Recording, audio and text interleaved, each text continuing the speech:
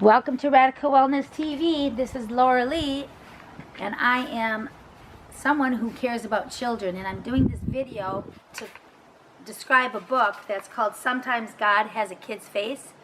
I'm on chapter 1, and you're going to find out what this book is all about as you listen to me read.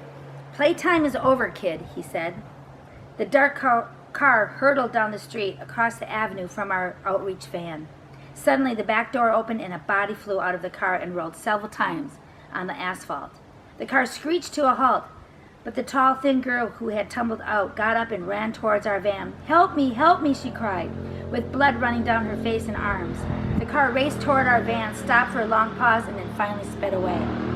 Are they following us?" she asked, her body glued to the floor of our van.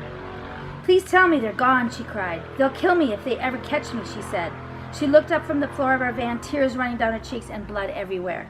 Even though it was pitch black, her eyes still pierced the darkness and grabbed onto each of us. They were the kind of eyes you don't often see and never forget. Eyes that darted and danced and literally begged, pleaded for safety.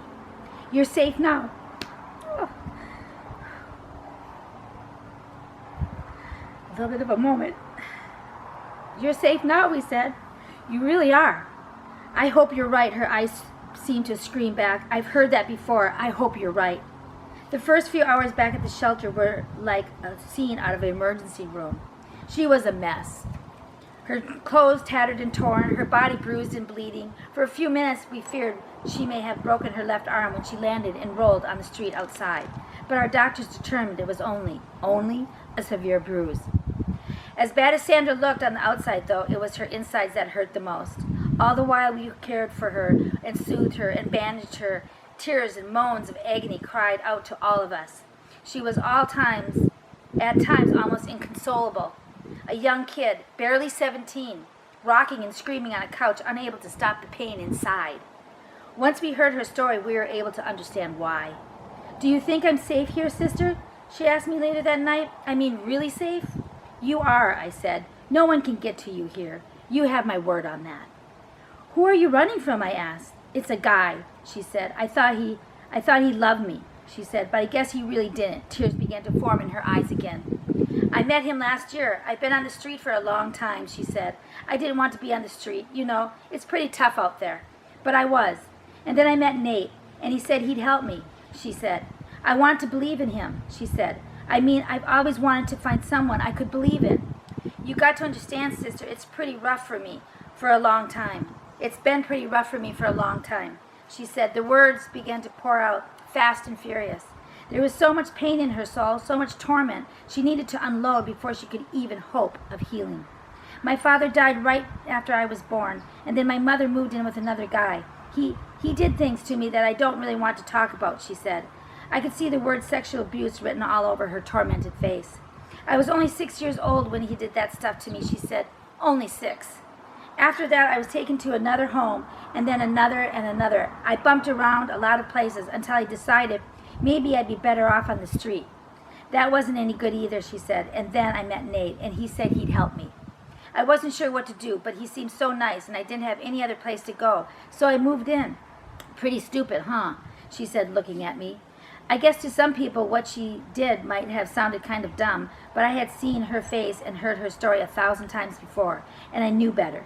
I mean, she was 17 and all alone on the street and hungry and cold and wondering how she was going to live, even if she even deserved to live, and someone offered to take her inside and rescue her. What would you do, and I do, if we were in that impossible situation? What would anyone do? "No, I understand why you did that," I said.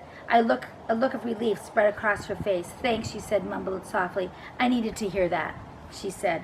"For the first few weeks, it was nice living with him.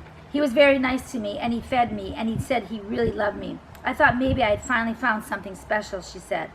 "But then one night he came back to the apartment, and he was really mad," she said. "He told me that I was costing him a lot of money and eating too much of his food. Then he said I was stealing from him. I first thought he was kidding, but when he looked in his eyes, I saw there was something that really scared me. When I looked in his eyes, I wasn't stealing, sister. I mean, you got to believe me, but I couldn't change his mind. He kept telling me he was going to throw me out. Then he came up with a new plan." Sandra turned away from me. Her shoulders slumped. Then she turned back. Tears were welling in her eyes. He wanted me to be a prostitute. He said I could earn lots of money. I wanted to say no, but he was scaring me, and I knew that I didn't have any money. I couldn't bear the thought of going out on the street, and I told him so. That's when things started to get really bad, she said. He came up to me and pulled out a knife and held it to my throat. Playtime is over, kid, he said. Either you get out there and start earning your own way, or I'm going to kill you, he said. He wasn't kidding either, sister, he said. I knew he wasn't. I'd seen it 100 times before. So I did what he wanted. Sandra sank before my eyes. I don't know how she got her lanky frame into so small a ball on the chair, but she did. It was several minutes before she spoke again. I did some awful things, sister. When I think back, I can't believe the things I did. I cry every time I remember. I wish I could go back, you know. I wish I could go back and take away those things so I don't have to think of myself this way. I wish I could be the way I was. Will I ever be able to do that, sister?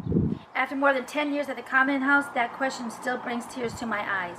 Will I ever be able to go back to the way I was before?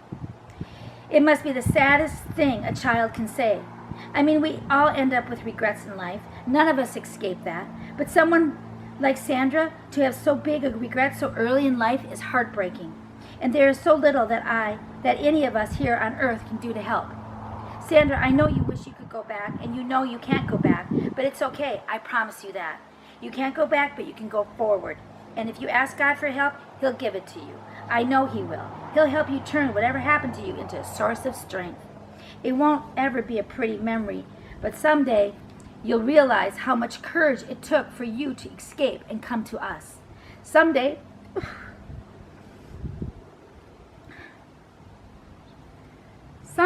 you'll realize that you cared enough about yourself to stop living that way.